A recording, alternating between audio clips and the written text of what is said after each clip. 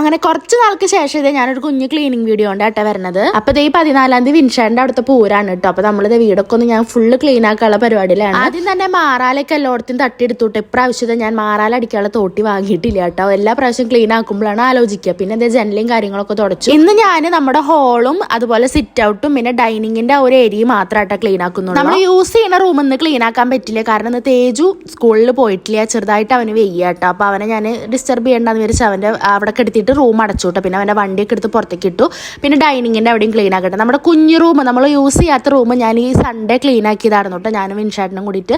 വിൻഷാട്ടിക്ക് എല്ലായിടത്തെയും ഫാനുകളൊക്കെ ഇല്ലേ, ഫാനൊക്കെ ഫുള്ള് തുടച്ചെന്നുണ്ടായിരുന്നു കേട്ടോ സൺഡേ. അത് ഞാൻ നമ്മുടെ ലോങ് വീഡിയോയിൽ കൊടുക്കാട്ടോ. പിന്നെ ഈ ഒരു ഏരിയ ഞാൻ അധികം യൂസ് ചെയ്യാറില്ല, അങ്ങനെ ശ്രദ്ധിക്കാറില്ല. എല്ലാ സാധനങ്ങളും ഇതിൻ്റെ ഉള്ളിൽ കൊണ്ടൊക്കെയായിട്ട് ആവശ്യമില്ലാത്ത വന്നപ്പോൾ അവിടെ ഒന്ന് ക്ലീൻ ആക്കി. പിന്നെ തേജു ചെറുതായിട്ട് യൂസ് ചെയ്യണ കളിപ്പാട്ടങ്ങളൊക്കെയും അതിൻ്റെ ഉള്ളിലേക്ക് വെച്ചു. മാറാലൊക്കെ തട്ടിയതിന് ശേഷം ഞാൻ അവിടെ ഒക്കെ അടിച്ചോരിയിട്ടാ. പിന്നെ മോളിലത്തെ ഭാഗം അവിടെയും ഞാൻ സൺഡേ ക്ലീൻ ആക്കിയിട്ടുണ്ടായിരുന്നു. ഈ നമ്മുടെ കുഞ്ഞു റൂമും മോളിലത്തെ ഭാഗം ഇട്ടാ സൺഡേ ക്ലീൻ ആക്കി കഴിഞ്ഞതായിരുന്നു.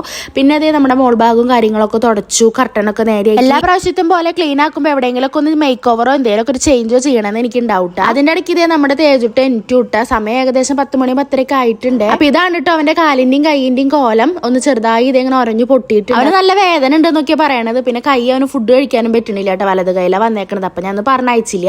അപ്പൊ ഞാൻ 5 മിനിറ്റ് തേജു വെയിറ്റ് ചെയ്യാം, അമ്മയ്ക്കിനി തുടയ്ക്കാനും കൂടി ഉള്ളൂ എന്ന് പറഞ്ഞപ്പോൾ കുട്ടിയുടെ സോഫയിൽ പോയിരുന്നു. ഞാൻ വേഗം ചട് പിടുന്നെ തുടച്ചുവിട്ട്. ഇനി അവനെ കുളിപ്പിച്ച് കഴിക്കാനൊക്കെ കൊടുക്കണ്ടേ, പിന്നെ എനിക്കും കഴിക്കണ്ടേ. ഞാനൊന്നും കഴിച്ചിട്ടില്ല കേട്ടോ. വിൻഷേട്ടൻ പോയപ്പോൾ എന്താണ് ഈ ഒരു പണിയുമേട്ട. സത്യം പറഞ്ഞാൽ തേജു ഒന്ന് ക്ലാസ് പോയിട്ടുണ്ടെങ്കിൽ ഞാനിന്ന് ഫുള്ള് ക്ലീനിങ് ഇന്നത്തോടെ തീർത്തായിരുന്നു. പക്ഷെ അവനും വെച്ചിട്ട് ചെയ്യാൻ എളുപ്പമായിരിക്കില്ല, നല്ല പൊടിയൊക്കെ ഉണ്ടാവില്ല. അപ്പൊ അതേ ഞാൻ ചുമ്മാ ഒന്ന് ചേഞ്ച് ചെയ്തിട്ടതാട്ടോ. നമ്മുടെ സോഫയുടെ ഒരു ഏരിയ നിങ്ങൾക്ക് കണ്ടാൽ അറിയാലോ, സോഫ കൊടുന്ന് ഇവിടെ ഇട്ടിട്ടുണ്ട്. ഇത് ഞാൻ കാലാകാലത്തേക്കൊന്നും അല്ലാട്ടോ. ഇത് ഞാൻ ചിലപ്പോൾ ഇന്ന് രാത്രി തന്നെ പഴയ പോലെ ഇടും. ഇതെങ്ങനെ ഉണ്ട് എന്നൊന്ന് കമന്റ് ചെയ്തോളോട്ടോ. വെറുതെ ഒരു രസത്തിന്. എനിക്ക് എപ്പോൾ ക്ലീൻ ആക്കിയാലും എന്തെങ്കിലുമൊക്കെ ഒരു ചേഞ്ച് ചെയ്യൽ എൻ്റെ ഒരു സ്വഭാവമാണ്. അങ്ങനെ അതെല്ലാം കഴിഞ്ഞ് ഞങ്ങൾ രണ്ടാളും കുളിച്ചുട്ടോ. പിന്നെ ഞാൻ തേജുവിന് കയ്യുമ്മയും കാലുമ്മയൊക്കെ അവന് മരുന്ന് പരട്ടി കൊടുത്തു. നഖം വെട്ടണ വേദന പോലും സഹിക്കാൻ പറ്റാത്ത ആളാട്ടോ തേജു. അപ്പൊ അവന്റെ എക്സ്പ്രഷൻ കണ്ടറിയാലോ, മരുന്ന് പരട്ടുമ്പോൾ നല്ല വാശി ഉണ്ടായിരുന്നു, കരച്ചിലുണ്ടായിരുന്നു. ഒട്ടും വേദന അടുത്തു കൂടെ പോകാൻ പറ്റാത്ത ആളാട്ടോ തേജു. എടുത്ത് പറയാലോ, ഞാൻ എപ്പോഴും പറയാറുണ്ട് തേജു ഇത്ര ചെറിയ വേദനയ്ക്കൊന്നും നീ ഇങ്ങനെ ഇതാവരുത് കേട്ടോ എന്നൊക്കെ പറയും.